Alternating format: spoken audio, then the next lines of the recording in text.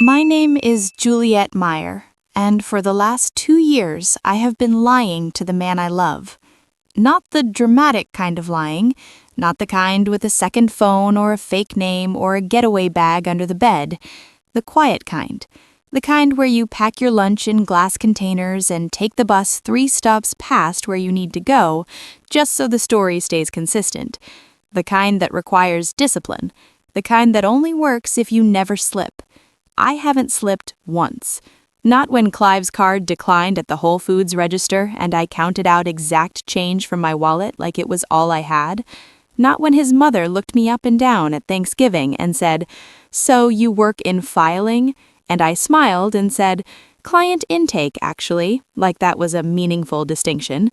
Not when I transferred him $400 on a Sunday night because he said rent was tight, and I sat in my car afterward looking at a bank balance that had exactly 1 comma and 6 zeros in it, just on the other side of a wall he didn't know existed. I am the only daughter of Senator Randolph Nguyen, 14 years California State Senate, 2 terms federal, keynote speaker at 3 consecutive Democratic National Conventions. The man whose name is on the west wing of a children's hospital in Pasadena and 2 scholarship funds and a foundation that has quietly shaped California policy for the better part of a decade. His face was on the cover of Los Angeles Magazine 8 months ago. The last honest man in politics, they called him. His daughter was at home that same week, splitting a Costco rotisserie chicken into 4 meals and pretending she didn't know what a wine cellar was. That is the life I built, deliberately, carefully, because I needed to know something that money makes impossible to know, whether the man sleeping next to me chose me or whether he chose what he thought I could eventually become. His name is Clive Goodman. 2nd year at Southwestern Law, sharp mind, easy smile, the kind of man who fills a room without trying and knows it just enough to be dangerous. I met him at a legal aid volunteer event in Silver Lake 18 months ago. He bumped into me at the coffee table, apologized like he actually meant it, and spent the rest of the afternoon finding reasons to stand near me. I thought that meant something. I still think it might have, once. By month 3, I was driving him to campus when his car was in the shop. By month 6, I had quietly paid his bar prep course, $2,400 routed through a transfer that looked like an employer reimbursement from a name he wouldn't think to Google. By the end of the 1st year, I was covering rent gaps, groceries, the occasional transfer he requested without quite calling it a request. "Hey, can you front me this? I'll get it back to you." And I always did, and it never came back. And I kept telling myself that love under pressure is how you find out if it's real. So I stayed, and I watched.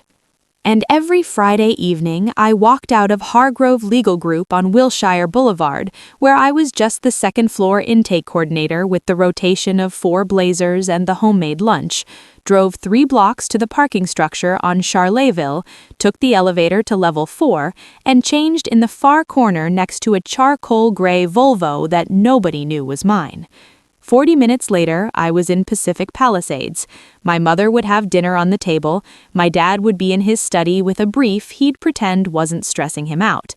The house sat behind hedges and a long stone driveway and said nothing from the street. But inside, the ceilings were 14 feet high, and there were original oils on the walls and a kitchen that had hosted 3 sitting governors and a vice president. I was Miss Nguyen there, the senator's daughter, the woman with a standing seat at fundraiser tables and a downtown condo sitting empty under her name, key in a desk drawer, waiting. Sunday night I drove back east, parked the Volvo, took the elevator down, walked to the bus stop in the dark. Monday morning, I was Juliet Meyer again. Clive never asked where I went on weekends. I told him I visited family. He said, "Tell them I said hi," without ever learning a single name. That should have been enough for me to see it, but I was in love, and love has a way of making you argue against your own instincts. The crack appeared on an ordinary Thursday. I came home to find him standing by the living room window, phone to his ear, back to the door. I set my bag down quietly on the entry table. Jeffrey was already awake on the floor mat, watching him. "She's not the type to look, Arnold." A short laugh. "Trust me, just trust me. She trusts me. It's fine." I stood completely still in the hallway. 3 seconds, 4. Then I walked into the kitchen like I hadn't heard a word, opened the refrigerator and stood there with the cold air on my face until my pulse came down. He came in a minute later, phone pocketed, smile easy like it had never left. "You're home early?" Traffic was light. "Good day?" "Fine." I pulled out the pasta I'd made Sunday. "You?" "Really productive, actually." He kissed the side of my head, grabbed a glass. "Arnold is having people over Saturday. I told we'd come." "Sure." He poured his water. I heated my food. Jeffrey clicked across the tile and settled near the back door, quiet. I ate. I smiled when he talked. I washed both of our dishes. And when Clive fell asleep that night, I lay perfectly still on my side of the bed, staring at the ceiling, turning those words over and over in my mind like a coin I already knew both sides of. She's not the type to look. 6 words, and just like that, 2 years of patience collapsed into something colder, something focused. He thought he knew what kind of woman I was. He had no idea he'd been auditioning in front of the senator's daughter the whole time. Tell me, do you think Juliet should have walked away the moment she heard those words, or was staying the smarter move? Drop your thoughts below. The thing about being a good liar is that you become an excellent spotter of them. I had spent 2 years carefully managing a version of myself that didn't exist. Clive had never looked twice at me, but I was looking at him now. The Saturday party at Arnold's place was in Los Feliz, a second-floor apartment with a rooftop access door that someone had propped open with a brick and called a view. I wore a dark green wrap dress I'd owned for 3 years. Simple, nothing that would make anyone remember me. Clive moved through the room, pulling me by the hand occasionally like a flag he was planting, then releasing me when someone more interesting appeared. I didn't mind it once. Now I cataloged it.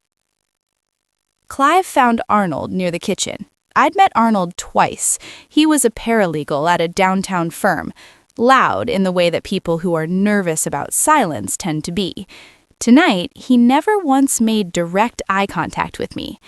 I watched Arnold say something low, and I watched Clive's eyes cut across the room, to the left, toward the hallway near the bathroom. She was standing there, burnt orange top, understated confidence. Clive had not looked away from her. His hand found my waist 20 seconds later. "You good?" "Perfect," I said. "Who's that near the hallway, the one in orange?" A half beat. I felt it in his hand before his voice caught up. "No idea. Probably a friend of Arnold's girlfriend." Jeffrey was at the door when I unlocked it. Clive went to the bedroom, and I opened my phone. Madeline Smart, 2L, Southwestern, same school as Clive. I found her LinkedIn. 3 weeks ago, she had liked a post shared by Clive Goodman, timestamped 11 minutes after he posted it. You don't catch something 11 minutes after it goes up unless you're watching for it. I was my father's daughter. I would wait. 3 days later, Clive mentioned a study group, corporate law, library on campus. "Don't wait up," he said. I waited until 7. Then I pulled up the rideshare account trip history. 3 of the last 4 Thursdays ended at an address in Silver Lake, not the library, a residential street, 12 minutes from Southwestern Law. I didn't cry. I didn't throw anything. The picture wasn't complete yet, but it was getting there. And then his phone lit up on the coffee table. He'd forgotten it. Face up. I stared at it for a full 10 seconds before I moved. The screen had already gone dark by the time I crossed the room. I sat on the edge of the coffee table and looked at the phone like it was something that needed to be approached carefully. Jeffrey shifted on his mat. The radiator knocked twice and went quiet. I picked it up. Clive's lock screen was a photo of us from a hike in Griffith Park last spring. I was laughing at something. He had his arm around my shoulders and was looking at the camera with the easy confidence of a man who had no idea he was standing next to someone taking notes. His passcode was my birthday. He'd set it that way in the first month and never changed it. I had always found that sweet. Now I found it careless. The thread was listed under a contact name, Mad, study group. I opened it. Just left. Be there by 8. She thinks I'm at the library. Madeline's response, I made dinner, the good kind, not the pasta you always complain about. His reply, she makes pasta every Sunday. I could eat literally anything else for the rest of my life. I scrolled up. 11 weeks. Sometimes I think I'm only still there for the stability. Does that make me a bad person? Madeline's response, it makes you honest. I set the phone face up exactly where I'd found it, exactly the same angle. Then I stood in the kitchen with my hands under cold water until the feeling in my chest shifted from something sharp into something flat and useful. He came home at 10:43. Jeffrey was on the floor near the door, and when Clive walked in, the dog looked up once and then turned away, the specific body language of an animal that had made a decision about someone. Still up? Couldn't sleep. How was study group? Long. Contracts, hypotheticals, you know how it goes. Anything to eat? Pasta in the fridge. Sundays. A half second, invisible to anyone watching for it. I'm good. Actually, not that hungry. I thought about my father asking me how long I planned to keep this up. Long enough to be sure, Dad. I opened the notes app Clive didn't know existed and started a list. Thursday, November 14th. Message thread, 11 weeks. Silver Lake address, confirmed 4 times. Direct quote, she thinks I'm at the library. She makes pasta every Sunday. Then I typed a single name, Moira Pierce, private investigator. Call Monday. Jeffrey walked across the room and leaned his small weight against my shin. I kept my hand on him for a moment. The shower turned off. By the time Clive came out of the bathroom smelling of my shampoo, I was on the same page I'd been on all night. I turned the page and I started planning. She has a name in her notes and a number she hasn't dialed yet, but Monday is coming. Moira picks up on the first ring. She answered before I'd finished deciding what to say. Jules.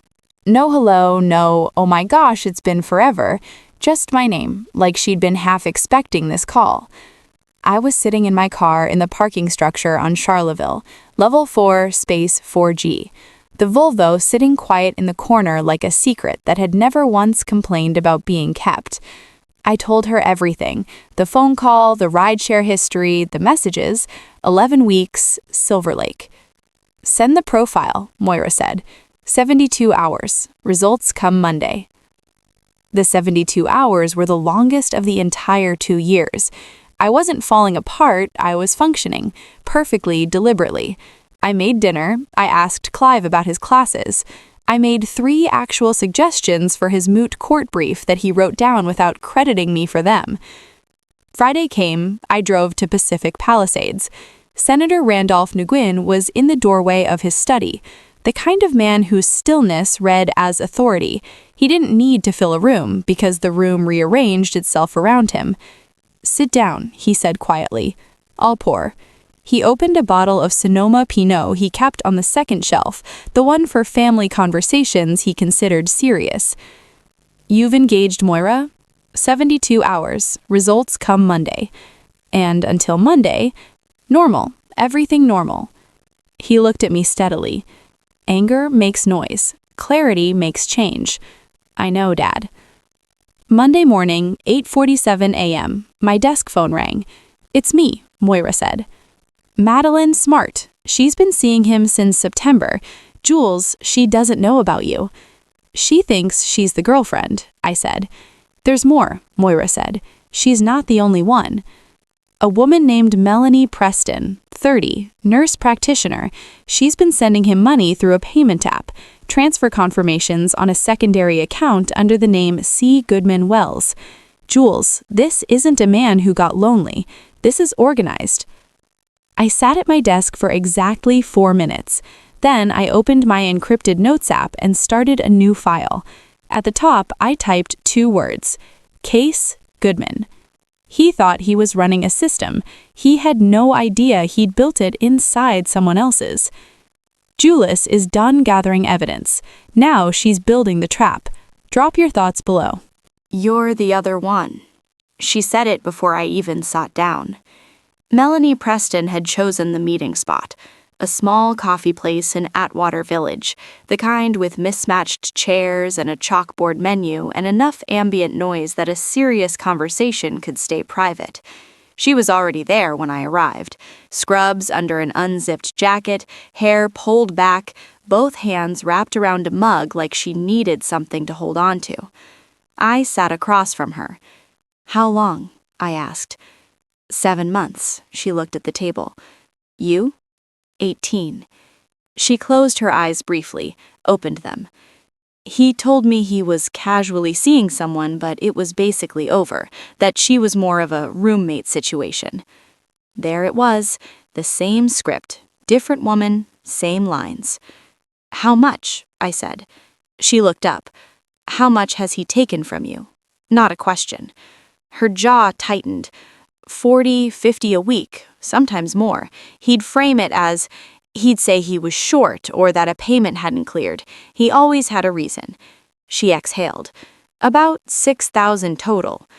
"I have documentation," she said quietly. "Transfer confirmations, screenshots. I kept everything because something felt wrong and I didn't know what to do with it." "I know someone who does," I said. She looked at me properly then, took me in, the second floor intake coordinator blazer, the practical flats, the packed lunch bag sitting beside me. If only she knew. "What are you going to do?" she asked. I wrapped both hands around my own mug. "I'm going to let him finish building the trap, and then I'm going to close it." She was quiet for a moment. "I want in." "I know," I said. "That's why I called you." Jeffrey was at Pat's. Clive was in a seminar until 4. I had exactly enough time. I opened my laptop. We got to work. He was planning his future. He had no idea his past was already talking. The alliance is formed. How do you think Clive will react when the two worlds collide? Drop your thoughts below. I had met Clive's mother exactly 3 times. Each time felt like a job interview for a position she'd already decided not to fill. Margaret Barlow, she kept her maiden name after the divorce, a fact she mentioned often and with a specific kind of pride, was 63 years old. She ran a boutique real estate advisory firm in Pasadena called Barlow Property Group. Small firm, exclusive clientele, a reputation built on 20 years of quiet, precise work. She had looked at me like clearance merchandise every single time. I had smiled every single time. The call came on a Wednesday afternoon. "Is this Juliet Meyer?" Not a question, a confirmation. Speaking. "This is Margaret Barlow, Clive's mother. I think it's time we spoke privately, without Clive." She chose a wine bar in Pasadena, 4 blocks from her office, her territory.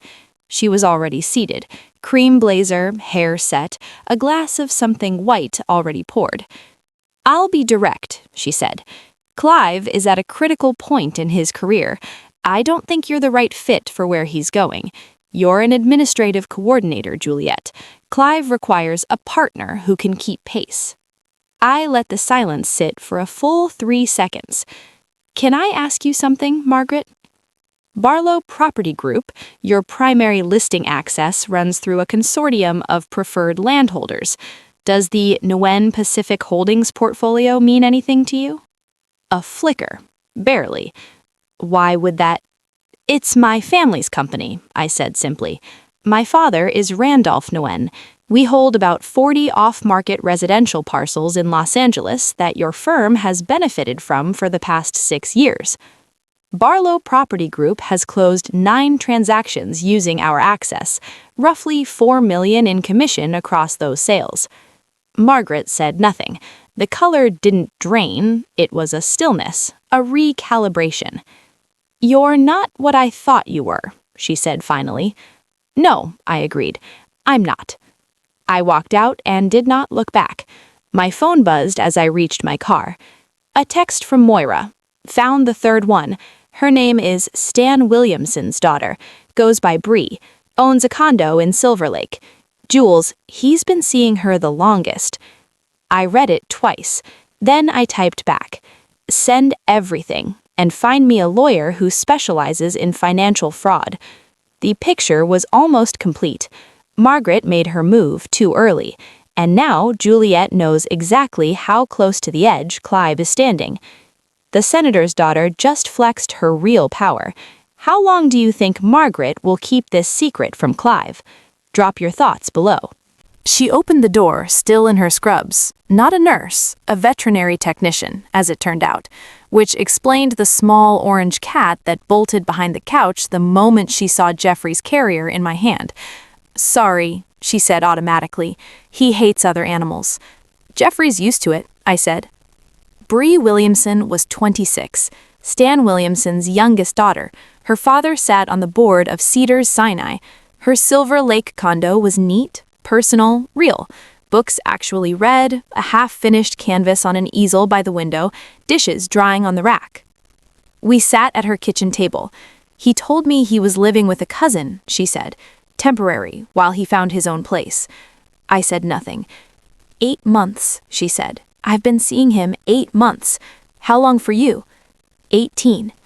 She set her mug down carefully. "He proposed to you," she said. It wasn't a question. "He did." She went to her bedroom and came back with a folded piece of paper, a printed email, sent from Clive's personal account to a law firm in San Francisco. The subject line read, "Associate position, relocation timeline." He was asking about start dates, about relocation packages, about whether the firm's housing assistance extended to a partner. A partner, not a girlfriend, not a fiancé. "He's been planning to leave Los Angeles," Bree said quietly. "I think he's been planning it for months. I don't think he's told any of us." I tucked the paper into my bag and picked up Jeffrey's carrier. "Juliet, what are you going to do?" I looked at her, this woman who had been lied to differently than I was, but just as deliberately. "I'm going to make sure he doesn't get to simply leave." She held my gaze. "Tell me what you need from me." He had an exit strategy. He just didn't know we'd already found the door. Pat Mallon had been my father's personal attorney for 19 years. She was 67, retired from active litigation, and spent most of her time now consulting, gardening, and occasionally destroying people in mediation when the mood struck her. She had a small office in Silver Lake, deliberately modest, deliberately unimpressive, and she answered her own phone. She picked up on the second ring. "Juliet Nguyen," she said, "your father called me this morning." "I know," I said. "Did he tell you everything?" "Enough. Send me the files tonight." A pause. "This is a clean case. Financial exploitation through sustained deception, multiple victims, documented transfers, a secondary account under an alias. Judges don't like that last part." "It's not just about money," I said. "I want it on record, professionally, legally. I want his name attached to what he actually did." "Understood." I could hear her writing something. "The San Francisco firm he's been courting, do you have the name?" I gave it to her. "Good," she said. "I know someone on their ethics panel." Of course she did. "Pat," I paused, "I need this done right, not fast, right." "Juliet?" Her voice was dry and certain. "I've been doing this since before you were born. Send me the files." I sent everything that night. My father called at 9:30. I was on the couch. Jeffrey was pressed against my leg. The apartment was dark except for the kitchen light. "Pat called me," he said. "I know you called her first, Dad." A brief silence. "I wanted her ready. That's different from interfering." I almost smiled. "Is it?" "Yes. Firm, unapologetic, entirely him." "How are you holding up?" I looked around the apartment. The rattling radiator, the peeling wall near the window. 2 years of careful, deliberate smallness contained in 900 square feet. "I'm ready for it to be over," I said. "It will be soon." A pause, the kind he used when he was about to say something he'd considered carefully. "Juliet, when this is done, whatever you decide to do next, who you decide to be, do it for yourself, not as a reaction to him. You understand the difference." "Yes, Dad." "Good." Another pause. "Your mother wants to know if you're eating. Tell her yes. She won't believe me. Tell her anyway." He made a sound that was almost a laugh. "Come home Friday." "I will." I hung up. Jeffrey shifted against my leg. I kept my hand on him and sat in the quiet for a long time. Clive came home at 11. He kissed my forehead, asked if I was tired. I said yes. He went to bed. I stayed on the couch another hour, planning. The pieces were in place. Pat had the legal file, Moira had the documentation, Melanie had her transfer records, Bri had the San Francisco email, and I had everything else. 2 years of receipts, transfers, screenshots, and a handwritten note from a man who thought stability was something you extracted from a woman rather than built with her. All that remained was the moment. Clive's law school winter formal was in 3 weeks, black tie, grand ballroom at the Intercontinental on Wilshire. The kind of event with a program and assigned seating and speeches and champagne and the specific self-congratulation of people who believe they have already arrived. He'd mentioned it twice, asked if I had something to wear. I told him I'd figure something out. What I didn't tell him was that the event venue, the Intercontinental's Grand Ballroom, was booked through a hospitality group that had quietly been acquired by the Nguyen Foundation's investment arm 14 months ago. I knew the event coordinator by her first name. I had already made a call. He sent out the invitations. He just didn't know who owned the room. I woke up that morning before the alarm, lay there for a moment, looking at the ceiling. The radiator was quiet for once. Clive was still asleep beside me, one arm thrown over his face, breathing the slow, even breath of someone with a completely clear conscience. I got up carefully, went to the kitchen, made coffee. Jeffrey followed me, nails ticking quietly across the floor. He sat near my feet while the coffee brewed and looked up at me with the patient, steady attention he always gave when he sensed something shifting. I scratched behind his ear. "Last one," I told him quietly. He blinked. The day moved slowly. I went to work, filed, answered calls, ate my packed lunch at my desk, smiled at the receptionist, did every ordinary thing for the last time without letting any of it show on my face. At 4:30 I texted Pat, "Tonight." She replied in under a minute, "Ready, call me after." At 5 I texted Moira, "It's tonight." She sent back 2 words, "Go get him." I left the office at 5:15, drove to the parking structure on Charleville, took the elevator to level 4, space 4G. I stood beside the Volvo for a moment with my hand on the door. 2 years of Friday evenings, 2 years of changing in a parking structure like a woman with a secret identity, because that was exactly what I was. I opened the back door. The dress was hanging where I'd left it Monday, delivered by my mother's housekeeper and hung carefully in a dry cleaning bag. Deep navy, simple cut, the kind of dress that needed no explanation. I changed, fixed my hair, put on the earrings my father had given me for my 25th birthday, small, precise diamonds, the kind you had to be close to someone to notice. I looked at myself in the car window. Juliet Meyer, Juliet Nguyen. Tonight, finally, both. Clive was ready kapag bumalik ako sa apartment, rented tuxedo, hair neat, the easy confidence of a man who had no idea what was coming. He looked at me when I walked in. Something crossed his face, a recalibration, quick and instinctive. "You look," I said, "ready?" Jeffrey watched us from his mat near the door. I crouched down, scratched his chin once. "Stay," I said softly. The Intercontinental Ballroom was everything Clive's law school needed it to be. Tall ceilings, warm light, white florals on every table, the low current of jazz underneath the sound of 200 people congratulating themselves. Clive felt it immediately. His posture changed. Shoulders back, chin up. He belonged here, that was what his body said. He had arrived.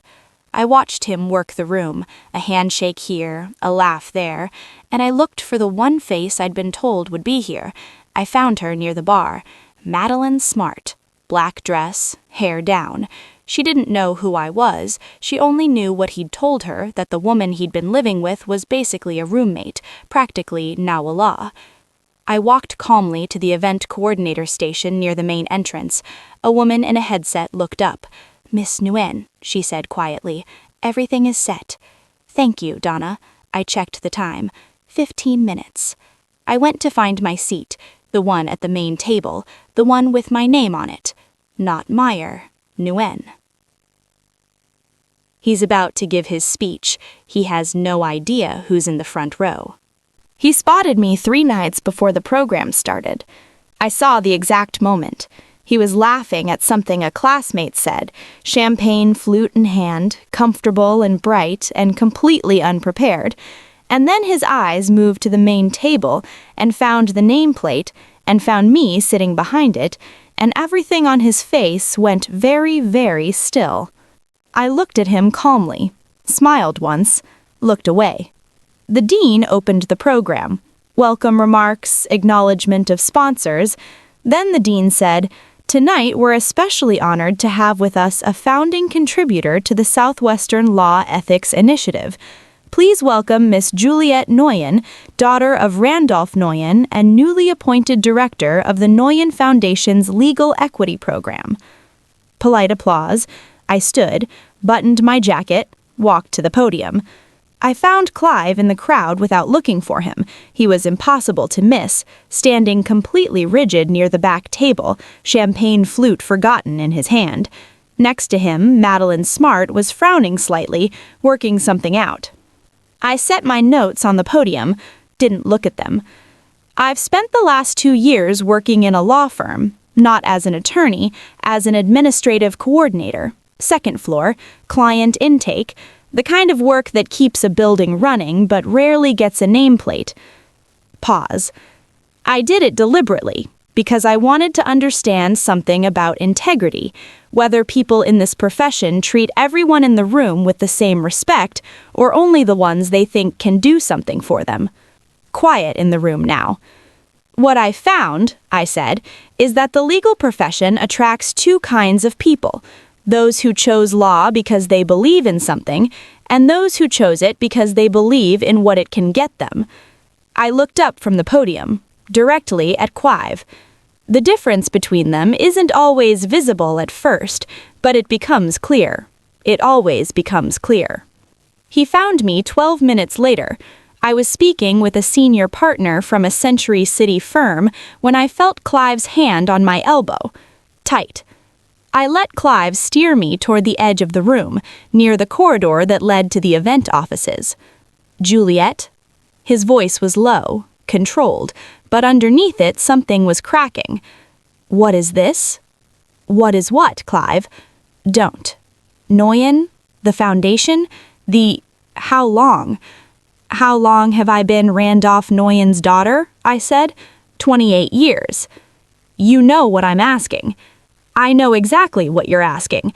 You're asking how long I've known who I am while letting you believe I was someone easier to manage." "The condo near Koreatown, the transfers, Melanie Preston, Madeline Smart, B. Williamson, the secondary account under Goodman Wells, the San Francisco firm you've been courting for 3 months without telling me, the email about relocation packages. For a partner." The color had left his face entirely. "I have a lawyer. Her name is Pat Mellon. You may want to find one too." He opened his mouth. "Don't," I said quietly. "Whatever you're about to say, don't." I reached into my clutch, took out the engagement ring and held it out. He didn't take it. I set it on the windowsill beside us. "You told someone I was the kind who doesn't look. I need you to understand how wrong that was."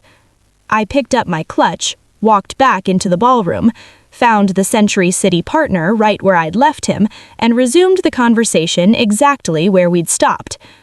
My hands were steady. My voice was steady. Everything was steady. He's standing alone by the corridor with a ring on a windowsill. She's already back in the room. I didn't go back to the apartment that night. I drove straight to Pacific Palisades, through the gate, up the stone driveway, into the garage that still had my name on the parking space in my mother's handwriting on a piece of masking tape she'd put there when I was 17 and never removed. Mom was awake. She was always awake when she was waiting for something, sitting in the kitchen with tea she'd stopped drinking an hour ago, a book open to a page she hadn't moved from. She looked up when I walked in, said nothing, just opened her arms. I sat beside her at the kitchen table and let myself be still for the first time in 2 years. No performance, no management, no careful calibration. My dad appeared in the doorway 10 minutes later, in his robe, grief glasses still on, a brief in his hand he'd clearly forgotten he was holding. "It's done," he said. "It's done."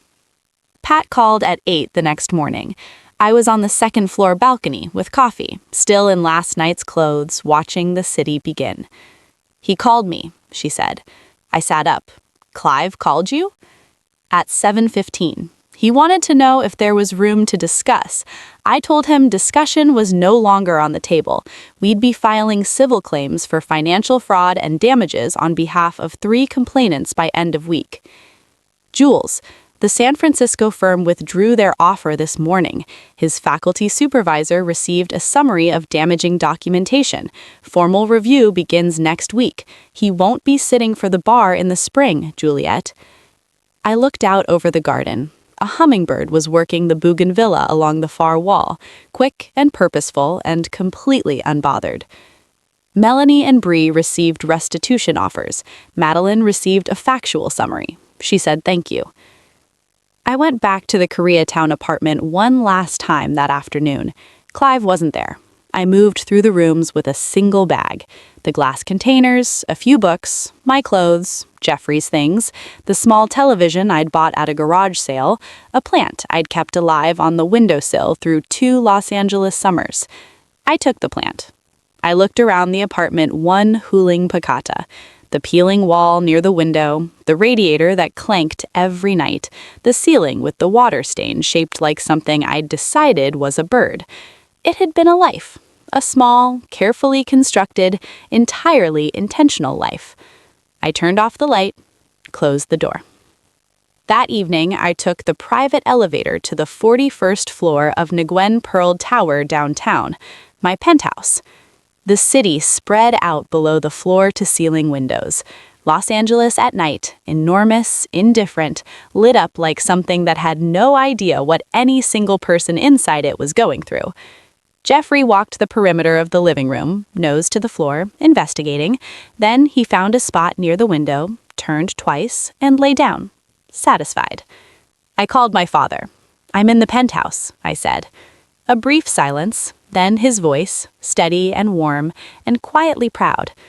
"How does it feel?" I looked at the city. "Like myself," I said. And that is how Juliet Nguyen took her name back. What was your favorite moment of her journey? Drop your thoughts below. The Los Angeles Legal Ethics Gala was held every December at the Biltmore Hotel in downtown. Old building, high ceilings, the kind of room that had hosted enough history to make new history feel appropriate inside it. The guest list ran 300. Judges, senior partners, foundation directors, the occasional politician.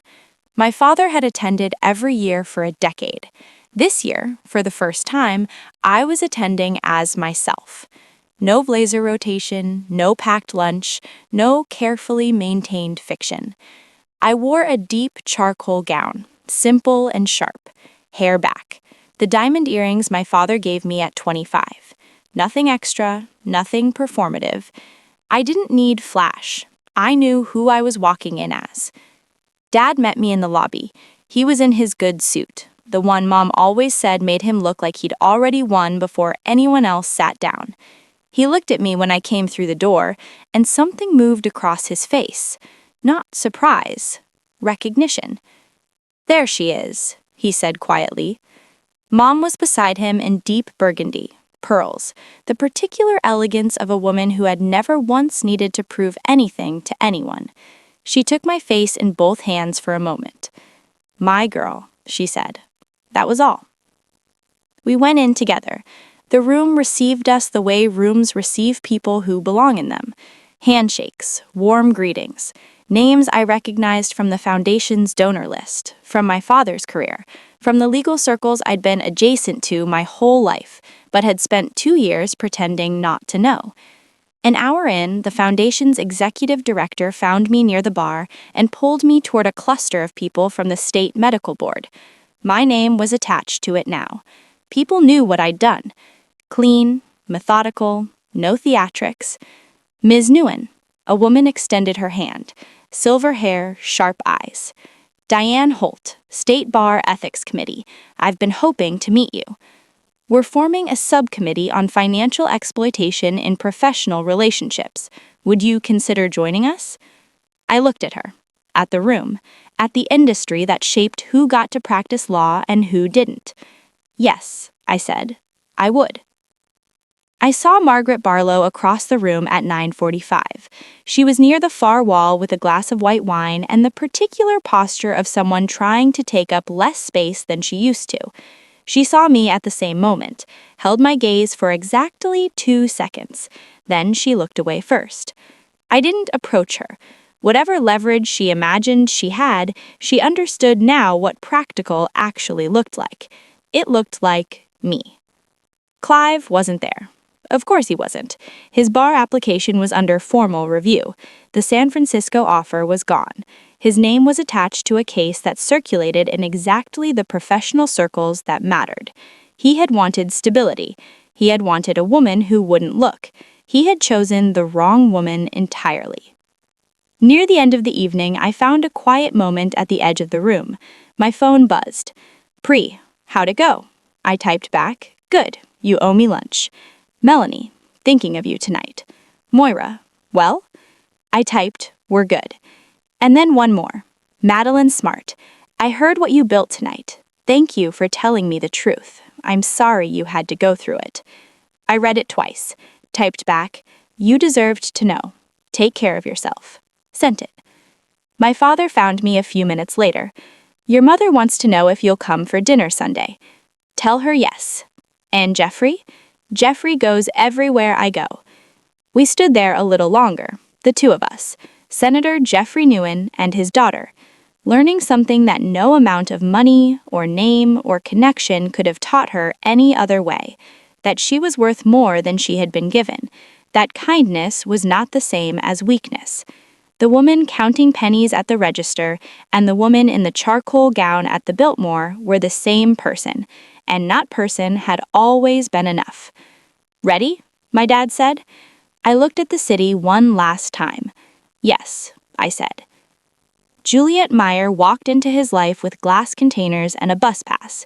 Juliet Nguyen walked out of his with a seat on the State Bar Ethics Committee. He thought he was choosing who she was. She already knew.